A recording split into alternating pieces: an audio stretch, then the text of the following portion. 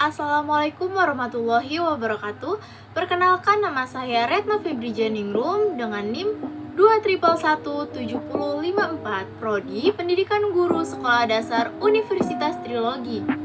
Tujuan saya membuat video kali ini untuk memenuhi nilai ujian akhir semester mata kuliah Psikologi Pendidikan dengan dosen pengampu Ibu Febrianti Yuli Satriani, SPDI MPD. Pada kesempatan kali ini, saya akan membahas materi tentang pengolahan informasi dan teori pembelajaran kognisi. Pengolahan informasi dan teori pembelajaran kognisi.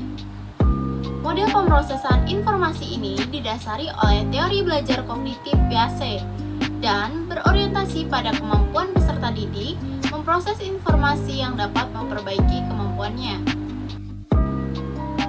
Kognisi atau cognitive science merupakan kajian mengenai intelijensi manusia, program komputer, dan teori abstrak dengan penekanan pada perilaku cerdas.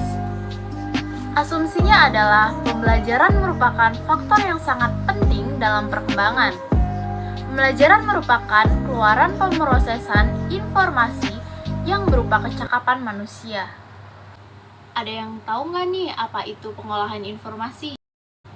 Jadi, model pengolahan informasi pada hakikatnya model pembelajaran dengan pemrosesan informasi didasarkan pada teori belajar kognitif. Model pembelajaran tersebut berorientasi pada kemampuan siswa memproses informasi dan sistem yang dapat memperbaiki kemampuan belajar siswa. Proses informasi dalam ingatan dimulai dari proses penyediaan informasi, diikuti dengan penyimpanan informasi, dan diakhiri dengan mengungkapkan kembali informasi-informasi yang telah disimpan dalam ingatan. Apa saja sih kriteria memori? Kriteria memori dibagi menjadi dua, yaitu yang pertama ada long term memory atau memori jangka panjang, dan yang kedua ada short term memory atau memori jangka pendek. Pengertian long term memory atau memori jangka panjang adalah proses penyimpanan informasi dalam jangka waktu yang lama. Jika kita dapat mengingat sesuatu hal atau kejadian yang terjadi lebih dari sekedar beberapa saat yang lalu, baik itu terjadi beberapa jam atau dekade sebelumnya, maka itu adalah memori jangka panjang atau long term memory. Contoh sederhananya adalah kita akan lebih mudah mengingat peristiwa penting seperti hari pernikahan atau kelahiran anak dengan kejelasan dan detail yang jauh lebih besar. Hal ini disebabkan oleh seberapa sering kita mengakses kenangan tersebut. Karena kenangan yang sering diakses akan menjadi jauh lebih kuat dan lebih mudah untuk diingat. Durasi dan kapasitas memori jangka panjang. Pada dasarnya, sifat long term memory adalah jangka panjang atau bahkan seumur hidup selama manusia masih dalam tingkatan sadar. Seperti yang dijelaskan sebelumnya, seberapa kali kita mengakses memori juga dapat memainkan peran dalam kekuatan dan durasi memori. Jenis memori jangka panjang biasanya dibagi menjadi dua jenis, yaitu deklaratif atau explicit memory, dan yang kedua non-deklaratif atau implicit memory. Yang pertama, kenangan eksplisit yang juga dikenal sebagai kenangan deklaratif, termasuk semua kenangan yang ada dalam kesadaran manusia. Memori eksplisit dapat dibagi lagi menjadi memori episodik atau peristiwa tertentu dan memori semantik atau pengetahuan tentang dunia. Lalu, kenangan implisit mencakup memori prosedural yang melibatkan kenangan gerakan tubuh dan bagaimana menggunakan objek dalam lingkungan. Cara mengendarai mobil dan menggunakan komputer adalah contoh dari kenangan prosedural. Lalu pengertian short term memory atau memori jangka pendek. Memori jangka pendek yang juga dikenal sebagai memori primer atau aktif adalah informasi yang sedang kita sadari atau pikirkan.